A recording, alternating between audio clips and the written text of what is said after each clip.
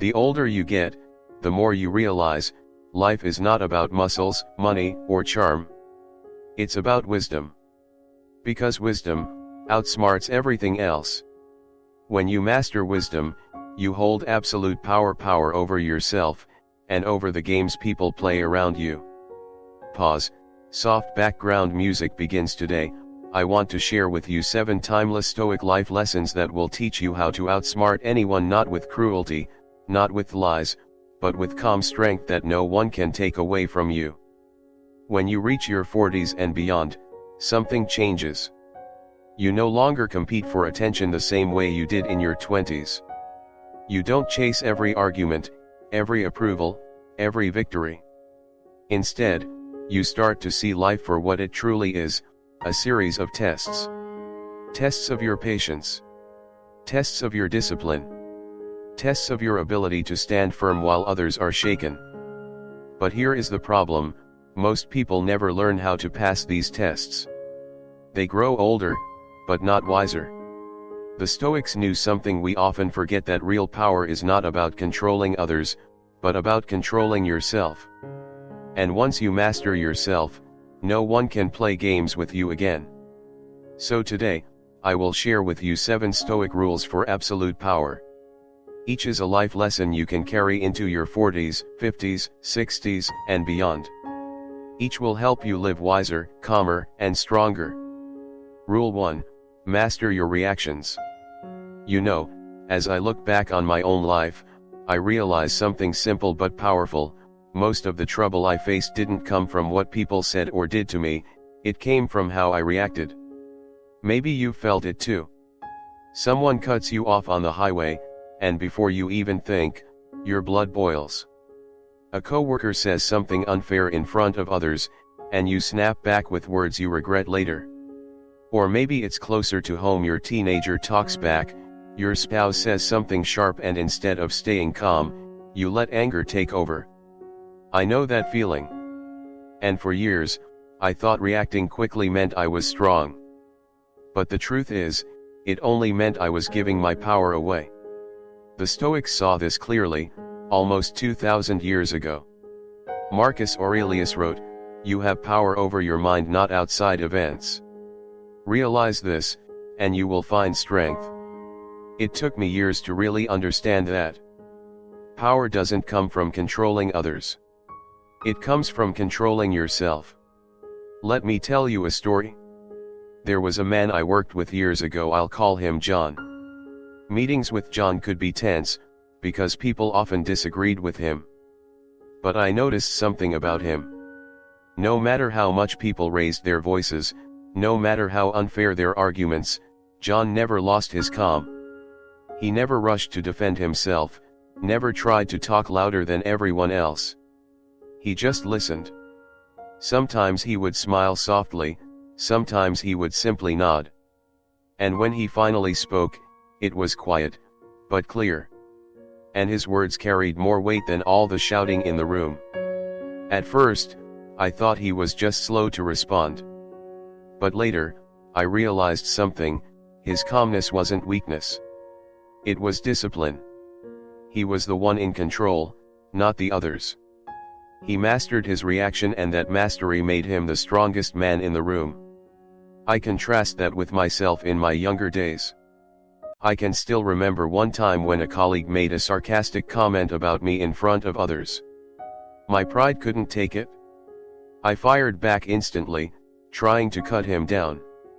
For a moment, I felt powerful, but afterwards, I felt embarrassed. I had let someone else's words decide my behavior. And worse, I had lost respect in the eyes of others. That's the thing about reactions. The moment you let anger or pride take over, you hand over your power. You become a puppet, and the one pulling your strings is not you. But when you pause, when you take a breath, when you let the first wave of emotion pass without acting on it, you discover a freedom that most people never taste. You can choose how to respond. And that choice, that space between stimulus and response, is where absolute power lives. If you're over 40, you've already learned some of this by experience. Life has thrown enough at you to show that reacting in anger rarely helps. But maybe, like me, you still struggle in those moments when emotion feels stronger than wisdom. That's where the Stoic lesson comes in. They remind us that every insult, every challenge, is really just a test. And the test is simple: can you master yourself, instead of being mastered by the moment?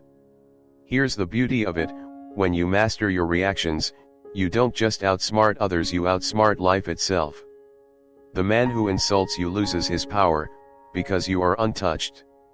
The driver who cuts you off doesn't ruin your day, because you refuse to give them that gift. The argument that could have exploded into chaos never begins, because you chose calm over fire.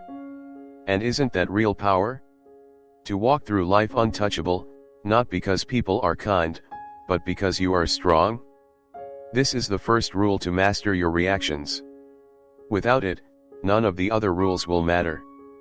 Because how can you be wise, disciplined, or free, if every stranger's words control your heart? So let this be your foundation. Practice it tomorrow. When someone tests you, pause. Breathe. Remember, you cannot control them, but you can always control yourself. That is power. And once you've mastered this, you are ready for the next step, the quiet strength that comes not from speaking more, but from speaking less, and seeing more. Rule 2, speak less, observe more. When I was younger, I believed the loudest person in the room was the one in charge. If you spoke with confidence, if you filled the silence, people would respect you. But life and a few embarrassing moments taught me otherwise. I remember one meeting, many years ago. I was eager to prove myself. I talked and talked, sharing every idea that came to mind. I thought I was impressive. But after the meeting, an older colleague pulled me aside and said quietly, "You know, you don't need to say everything you think. Sometimes silence speaks louder." At the time, I didn't fully understand. But years later, I began to see the truth in his words. The Stoics taught this centuries ago. Epictetus warned, "We have 2 ears and 1 mouth, so that we may listen twice as much as we speak." They knew what I had to learn the hard way: words are like coins. The more you spend them carelessly, the less value they hold. Think about your own life. How many times have you regretted speaking too soon? Saying something in anger? Revealing too much? But how often have you regretted being silent? Rarely. Because silence gives you space. Space to see, to think, to understand. I once knew a man, older than me, who had mastered this rule. In group conversations, he rarely interrupted. He just listened carefully, patiently. When he finally did speak, everyone leaned in. Why? Because his words were rare, and rare things are precious. It struck me then, power doesn't come from speaking more. It comes from speaking less, but with intention. And here's the hidden gift: when you speak less, you observe more. You start noticing details others miss: the hesitation in someone's voice, the nervous tapping of a hand, the story behind the words. You begin to see not just what people say, but what they truly mean. This is especially powerful after 40. By now, you've seen enough of life to know that people don't always say what they really feel. A friend insists they're fine, but their eyes tell another story. A coworker agrees to something, but their tone betrays doubt. If you're talking too much, you miss these clues. If you're quiet, you catch them, and that insight gives you an edge that no amount of loudness can provide. The Stoics believed wisdom grows in silence. They knew that the person who rushes to speak often reveals ignorance, while the one who listens deeply gathers strength. I think of silence like a tool, a shield, even. It protects you from saying things you'll regret. It keeps others guessing, instead of giving away your thoughts too freely. And most of all, it gives you time to see the world more clearly. If Rule 1 was about mastering your reactions, Rule 2 is about mastering your words. Together, they build a kind of quiet power. You don't need to prove yourself in every conversation. You don't need to win every argument. Real respect comes when people notice your calm presence, your steady gaze, and your few but thoughtful words. So here's something simple you can try tomorrow. In your next conversation, listen twice as much as you speak. Notice the details, the pauses, the tone. And when you finally respond, let your words be few, but meaningful. That's how you outsmart the noise of the world. Not by adding more noise, but by offering something rare: silence, presence, and clarity. And once you learn this, you'll be ready for the next rule, one that goes even deeper: learning to control what you reveal, and what you keep to yourself. Rule 3, control what you reveal. There's a lesson I learned late in life, one I wish I had understood sooner. It's this: not everyone deserves to know everything about you. When I was younger, I believed honesty meant telling people exactly what I thought and felt, all the time. If I was upset, I said it. If I had an opinion, I voiced it. I wore my heart on my sleeve.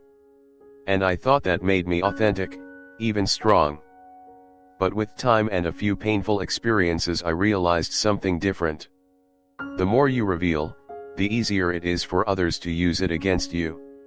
I remember once, in my early 40s, I trusted someone at work with a private frustration I was going through. I thought I was just sharing, being open. Weeks later, I heard my words repeated in a meeting, twisted, out of context, and suddenly I was painted as negative or difficult. That stung. Not because I had shared, but because I had shared carelessly. I had handed someone else a weapon, and they didn't hesitate to use it. The Stoics knew this truth well. Seneca wrote, "Never divulge all of yourself. Some part of you should remain in reserve." He wasn't telling us to be dishonest. He was reminding us, your thoughts, your emotions, your struggles, they are precious. Not everyone deserves access to them. Think about it. Have you ever overshared with the wrong person? Maybe with a coworker, a neighbor, or even a family member. You felt open, but later, you realized they didn't handle your trust with care. And afterward, you felt exposed, maybe even foolish. Here's the hard truth: people don't always guard your secrets the way you hope. And once words leave your mouth, you can't take them back. That doesn't mean you should close your heart or become cold. No. It means you must be discerning. Just as you wouldn't leave your front door wide open for anyone to walk through, you shouldn't leave your inner life unguarded for anyone to enter. There's a kind of quiet power in mystery. When you don't reveal everything, people can't easily predict you, label you, or control you. You become someone others respect, because they sense depth in you more than what you choose to show. And here's something important: this isn't just about protecting yourself from harm. It's also about valuing your own life experiences. When you share your thoughts with care, your words carry more weight. Just as we learned in Rule 2, speaking less makes your words stronger. In this rule, revealing less makes your character stronger.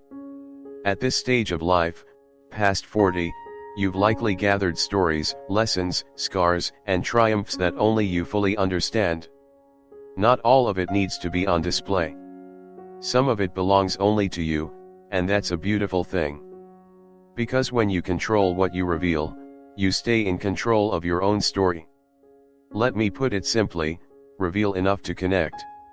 Reveal wisely to build trust.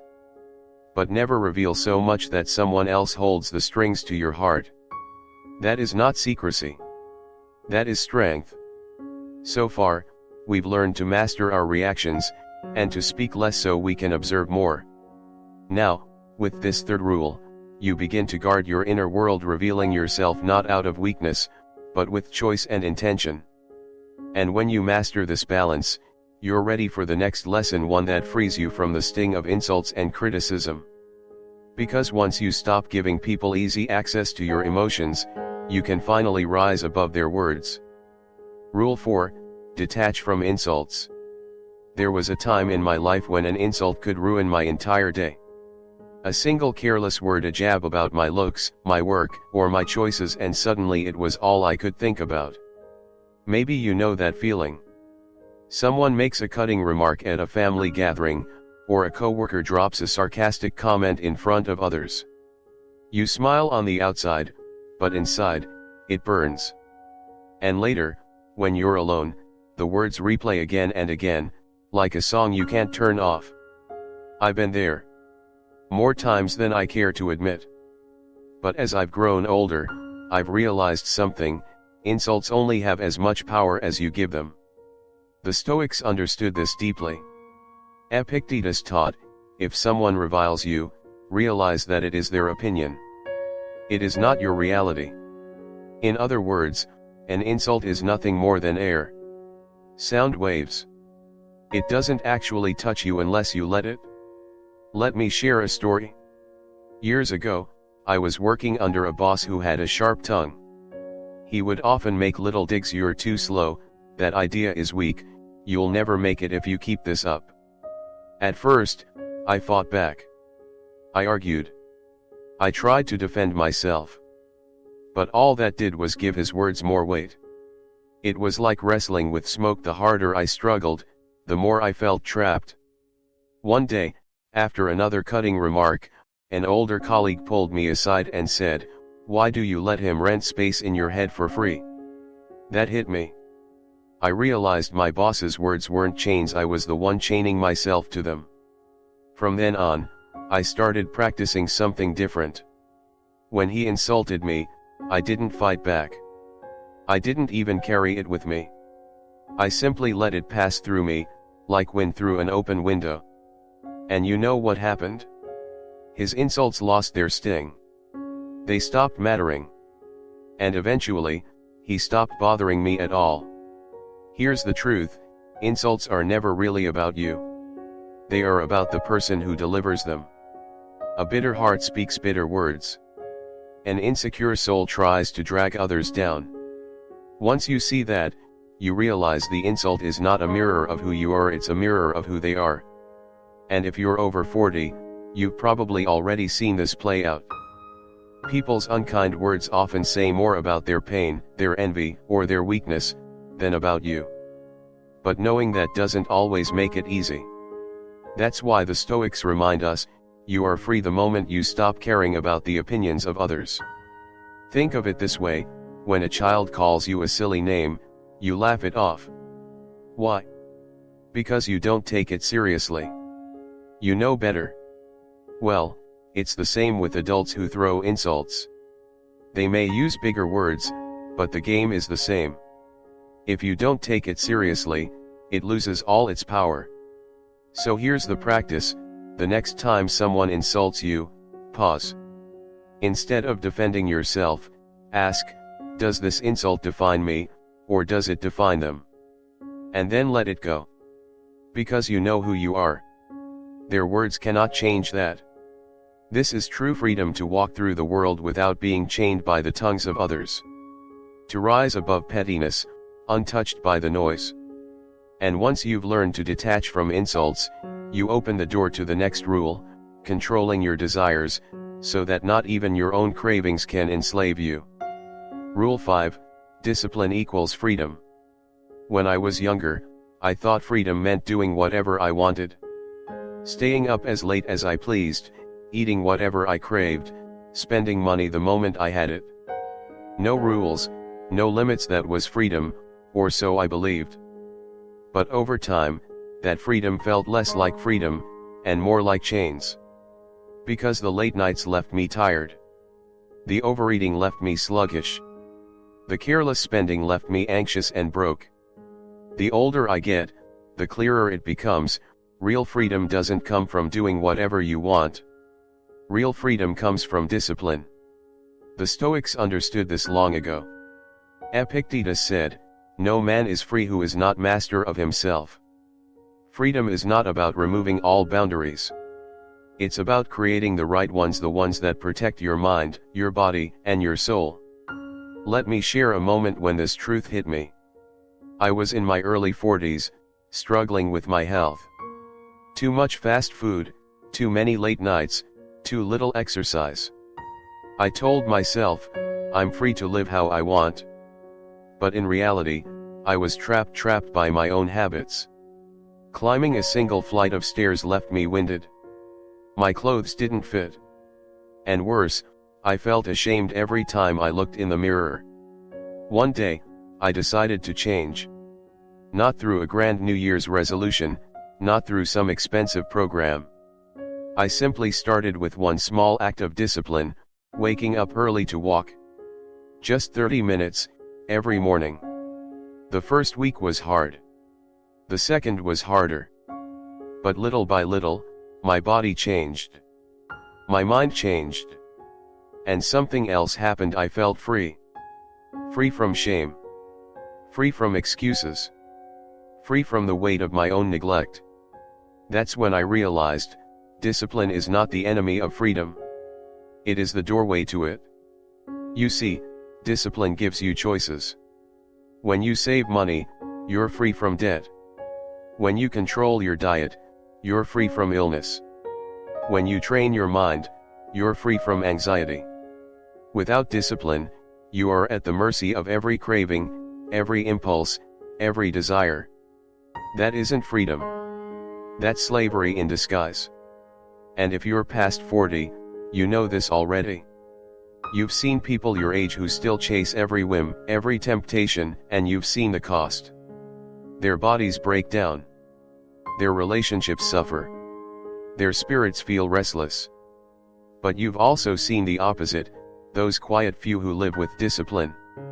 They rise early. They take care of their health. They spend wisely.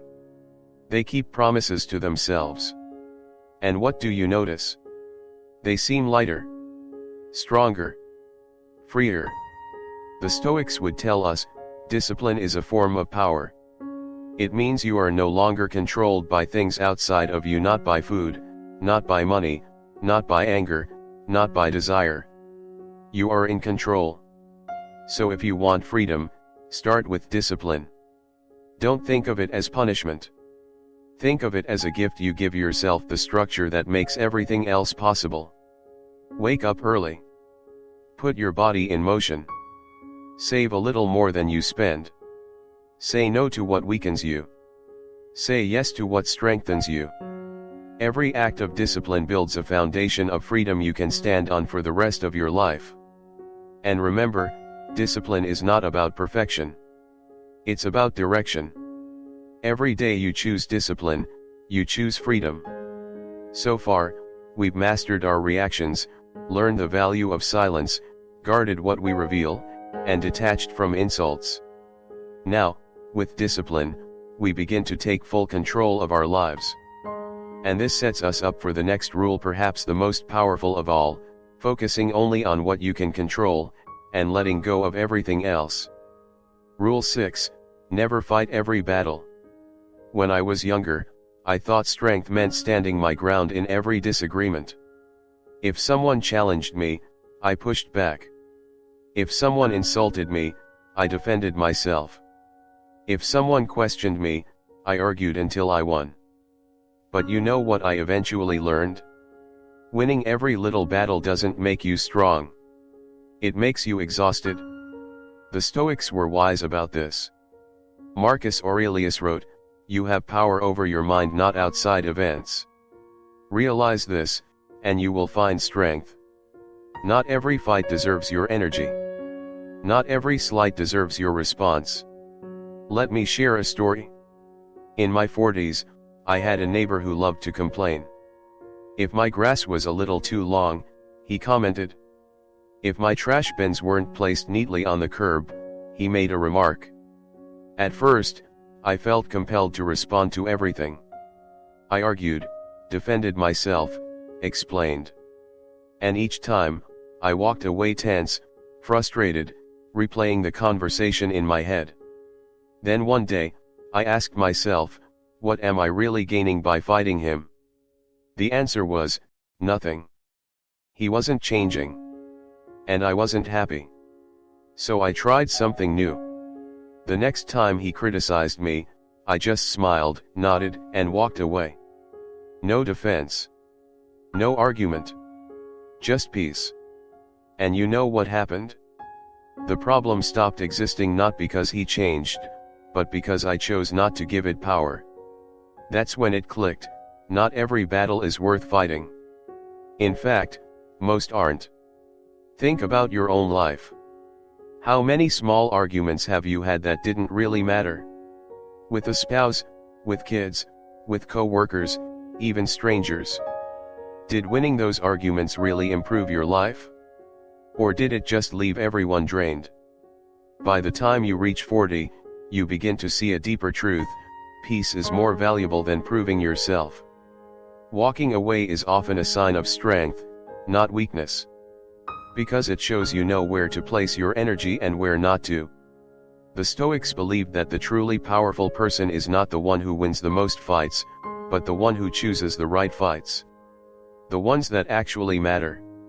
The ones that align with virtue, justice, and truth. Everything else? It's noise. Here's the freedom this brings: when you stop fighting every battle, you gain clarity. You save your strength for the moments that really count: protecting your family, defending your values, pursuing your purpose. And you let the rest fall away. Think of life like a chessboard. If you waste all your moves chasing pawns, you'll lose the game. But if you play with patience, saving your energy for the right moves, you win. So the next time someone provokes you with a sharp word, a petty action, a meaningless challenge, ask yourself, does this battle matter? Will it still matter a year from now? Or even a week? If the answer is no, let it go. Smile. Walk away. Protect your peace. Because true strength is not found in constant conflict. It's found in choosing peace over pride.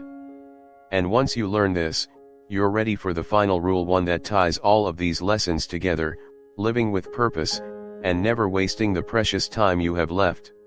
Rule 7, absolute power comes from self-mastery. When we were young, many of us believed power meant control over others, over money, over status. We thought the one with the loudest voice, the biggest paycheck, or the highest title was the most powerful. But with age, you learn something humbling: none of that lasts. Money disappears. Titles fade. Even respect from others can vanish in an instant. So where does true, lasting power come from? The Stoics answered clearly: from within. From mastering yourself. Marcus Aurelius wrote, "You have power over your mind, not outside events." Realize this, and you will find strength. Epictetus, once a slave, said, "No man is free who is not master of himself." These men, who lived centuries ago, discovered what so many of us only realize later in life: the greatest empire you will ever rule is the one inside you. Think about it. If you master your reactions, as we learned in Rule 1, no one can provoke you. If you master your words, as in Rule 2, no one can trap you. If you master what you reveal, as in Rule 3, no one can manipulate you. If you detach from insults, Rule 4, no one can wound you. If you embrace discipline, Rule 5, your cravings won't enslave you. If you choose your battles wisely, Rule 6, no one can waste your energy. And when you add all of this together, you arrive at Rule 7. Self-mastery. The root of absolute power. I remember a man I once knew, not wealthy, not famous, not even particularly successful by the world's standards. He lived in a small home, worked an ordinary job. But everyone who knew him respected him. Why? Because he was unshakable. He didn't lose his temper. He didn't gossip. He lived with quiet discipline. He didn't waste his time fighting over trivial things. And when hardships came, and they always do, he faced them with calm. He had mastered himself. And because of that, nothing and no one could master him. This is what the Stoics meant by true power. It's not about controlling the world. It's about controlling yourself in a world that often feels uncontrollable. And if you're listening to this after 40, you know this truth in your bones. Life has already shown you how little control you have over circumstances, health, money, relationships, the actions of others. But it has also shown you how much control you have over your choices, your habits, your mindset. Self-mastery is the shield that carries you through chaos. It is the compass that guides you through uncertainty. And it is the anchor that keeps you steady when storms rage around you. So here's the challenge, and the invitation: stop chasing power outside yourself. Stop measuring it by what others think of you, or what you own, or what you achieve. Instead, look inward. Ask yourself each day, am I in control of my thoughts, my words, my actions? Because the man or woman who can answer yes to that, is untouchable. That is absolute power. And it's available to you right now. All you need to do is begin. So we've walked through 7 rules of Stoic power, each one a reminder that the greatest battles, the deepest victories, and the truest freedom lie not out there in the world, but here, inside ourselves. By mastering your reactions, speaking less, guarding what you reveal, detaching from insults, living with discipline, choosing your battles, and finally, mastering yourself, you no longer depend on the chaos of the outside world for strength. You are the strength. This is the kind of wisdom that grows richer after 40, when life has already tested us, humbled us, and shown us what really matters. And if there's one message I want you to carry with you after this video, it's this: absolute power isn't about controlling others. It's about becoming unshakable in yourself. If this lesson resonated with you, I invite you to take one step today. Just one. Maybe it's pausing before you react. Maybe it's walking away from a small fight. Maybe it's saying no to one craving that weakens you. Start small, but start now. And if you found value here, I'd love for you to stay connected. Subscribe to this channel, share this video with someone who might need it, and let me know in the comments which of these 7 rules do you most need right now in your life. Your story may inspire someone else.